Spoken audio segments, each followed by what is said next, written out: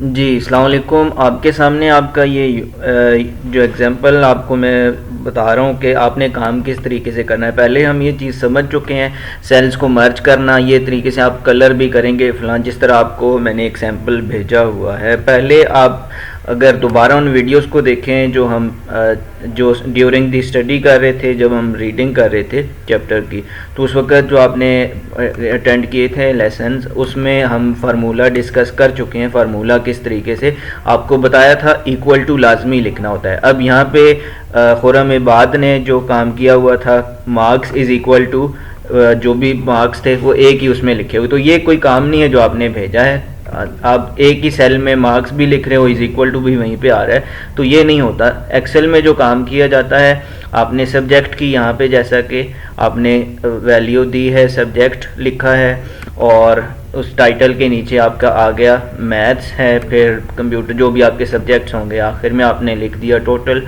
और एक दूसरे कॉलम में आपका आ गया टोटल मार्क्स हैं। उसके बाद आ गया आपके मार्क्स, टोटल मार्क्स कितने उन सब्जेक्ट्स में, उनके सामने वो मार्क्स आ जाएंगे।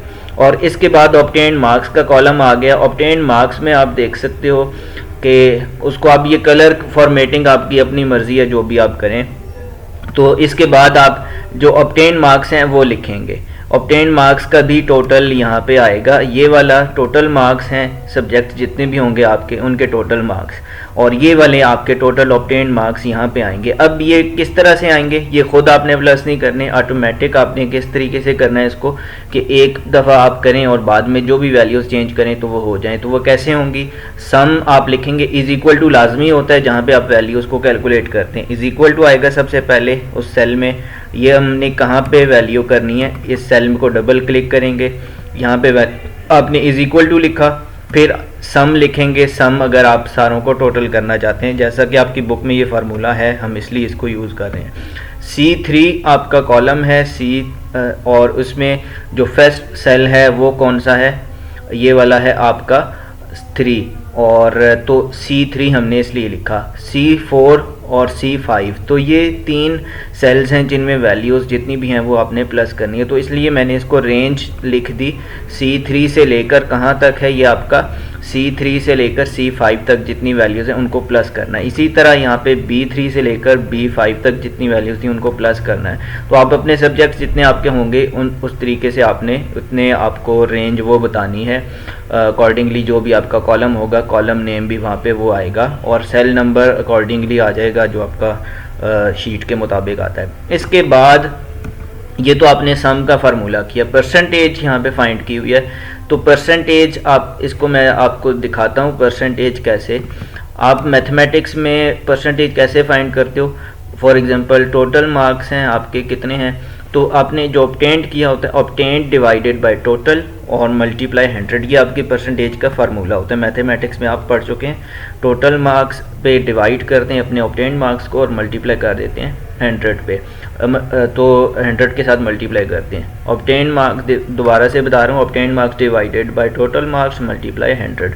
यहाँ पे भी यही काम किया है। इज़ इक्वल टू आप लिखेंगे, लाजमी लिखना होता है इज़ इक्वल टू फार्मूला के लिए। अब C3 क्या है, C3 वो ऑब्टेंड मार्क्स हैं उस सब्जेक्ट के जो मैथमेटिक्स का है, और उसके टोटल मार्क्स कहते हैं, वो B3 में लिखे हुए हैं। तो टोटल मार्क्स B3 वाले आ गए, और इसके बाद आपके मल्टीप्लाई कर देंगे आप 100 के साथ, वो आपने एस्टेरिक ये शो किया हुआ है, और ये वाला आप डिवाइड के लिए ये लिखते हैं स्लैश।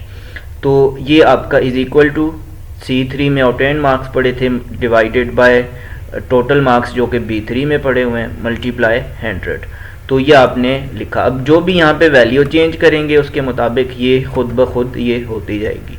तो अब आप इसको चाहते हैं कि यही चीज़ आप नीचे भी लेके जाना चाहते हैं, तो आप यहाँ पे इसको क्लिक करेंगे, इस सेल को सिलेक्ट किया सिंगल क्लिक से, और यहाँ पे आपको एक इधर अगर इसके राइट कॉर्नर में देखें, नीचे वाले कॉर्नर में, तो आपको ये प्लस साइन नज़र आता है। प्लस साइन जब नज़र आए तो आप इसको क्लिक करके, क्लिक किए रखेंगे लेफ़्ट क्लिक, और इसको ड्रैग करेंगे, तो ये तमाम सेल्स पे नीचे तक अप्लाई हो जाएगा, ये फार्मूला कॉपी हो जाएगा।